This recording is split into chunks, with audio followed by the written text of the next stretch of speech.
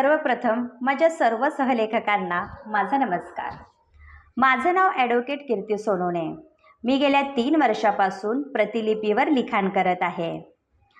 एक लेखक म्हणून आपल्या वाचकांना मनोरंजन देणारं साहित्य तयार करणं यासारखा दुसरा आनंद असू शकत नाही. आणि त्या बदल्यात आपल्याला आपल्या वाचकांकडून काही समीक्षा हव्या असतात. त्या समीक्षा आपल्या लिखाणामध्ये महत्त्वाची भूमिका बजावतात. त्या आपल्याला प्रेरणा आणि नवीन आव्हानं प्रदान करत असतात. तर आज मी तुमच्यासोबत एका महत्त्वाच्या विषयावर चर्चा करणार आहे. ते म्हणजे की समीक्षा आणि पुनरावलोकन योग्य रीतीने हाताळणे आणि प्रतिलिपीची रिपोर्टिंग यंत्रणा सुज्ञपणे कशी वापरता येईल याबाबत. प्रतिलिपीसारख्या खुल्या प्लॅटफॉर्ममध्ये आपल्याला नेहमीच समीक्षा आणि टीकांशी संबंधित काही आव्हानांना तोंड देत आलेलो आहोत. पण मी तुम्हाला सांगेल की या समीक्षांना तुम्ही तुमच्या प्रगतीसाठी उपलब्ध असलेली संधी म्हणून पहा. तुमच्या लिखाणावर ज्या टीका होतात त्याचा उपयोग तुम्ही तुमचं लिखाण सुधारण्यासाठी कसा करता येईल यासाठी मी तुम्हाला काही व्यावहारिक टिप्स देणार आहे. आपण कृतज्ञतेने टीका स्वीकारली पाहिजे आणि कोणीतरी आपली कथा वाचण्यासाठी वेळ घालवत आहे हे लक्षात घेतलं पाहिजे. वाचकांच्या चिंतेचं निराकरण करण्यासाठी आपण लिखाणामध्ये अतिरिक्त भाग जोडून, पात्रांचे परस्पर संवाद बदलून, अतिरिक्त संदर्भ प्रदान करून आपण आपल्या लिखाणामध्ये सुधारणा करू शकतो. नाहीतर आपण वाचकांसोबत थेट संवाद साधू शकतो आणि त्या लिखाणामागील आपली विचार प्रक्रिया काय आहे हे त्यांना समजावून सांगू शकतो. याने आपलं वाचकांसोबत एक कौटुंबिक नातं प्रस्थापित होतं. लक्षात घ्या, विकसनशील लेखन ही आपल्या प्रतिलिपी प्रवासाची गुरुकिल्ली आहे.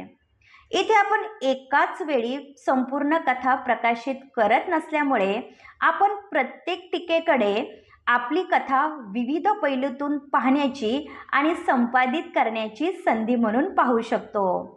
आपण प्रत्येक सकारात्मक आणि नकारात्मक फीडबॅकचा वापर आपल्या लेखन सुधारण्यासाठी करू शकतो.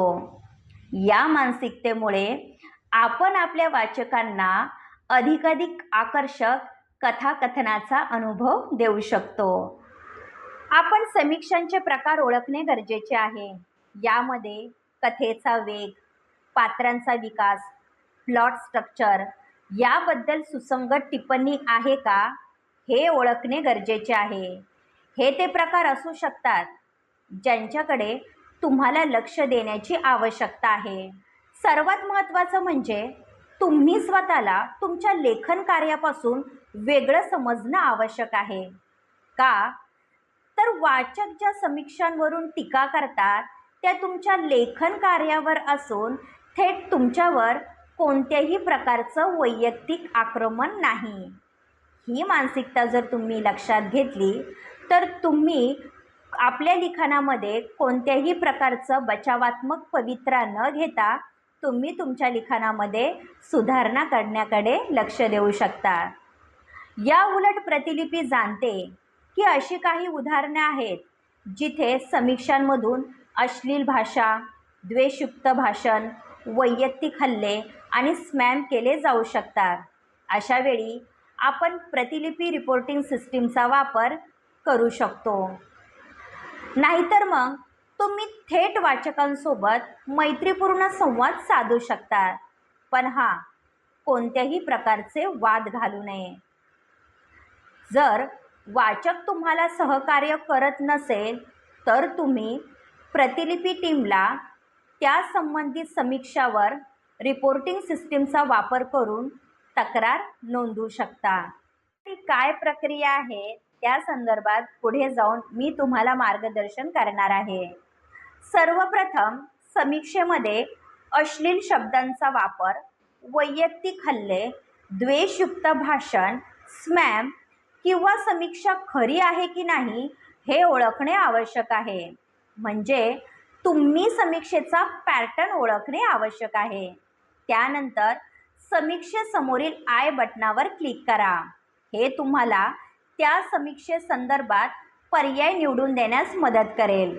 उदाहरणार्थ जर समीक्षा स्मॅमिंग यामध्ये येत असेल तर तुम्ही स्मॅमिंग या पर्यायावर क्लिक करा. पण कृपया लक्षात घ्या, तुम्ही तिथे वाचकांचं अस्सल मत किंवा टीका नोंदवू नयेत. जरी ते कमी रेटिंग सकट असेल तरी तुम्ही त्याचा आदर करणं आवश्यक आहे. चला तर मग खुल्या मनाने समीक्षा स्वीकारूया, रचनात्मक अभिप्रायाकडून शिकूयात आणि प्रतिलिपी समुदायाची अखंडता राखण्यासाठी सुज्ञपणे प्रतिलिपी रिपोर्टिंग सिस्टीमचा वापर करूयात. कधीकधी 3 किंवा 4 स्टार रेटिंगसह समीक्षा करणे देखील चांगले असते. लक्षात घ्या, प्रत्येकजण जसे इतर वाचक करतात तसं प्रेम तुमच्या कथेवर करू शकत नाही.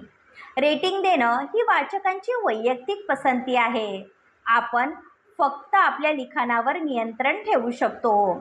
परंतु वाचक सतत 1 किंवा 2 स्टार देऊन निरर्थक कमेंट करत असेल हे लक्षात आल्यास आपण त्याला स्मॅमिंग समजू शकतो आणि टीम प्रतिलिपीकडे त्याची रीतसर तक्रार नोंदवू शकतो. मी आशा करते की तुम्हाला आजची माहिती आवडली असेल. तुमच्या पुढील लिखाणासाठी तुम्हाला खूप साऱ्या शुभेच्छा.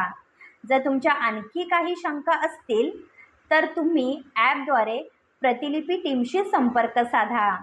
ते तुम्हाला मदत करण्यासाठी नेहमीच तत्पर आहेत. धन्यवाद.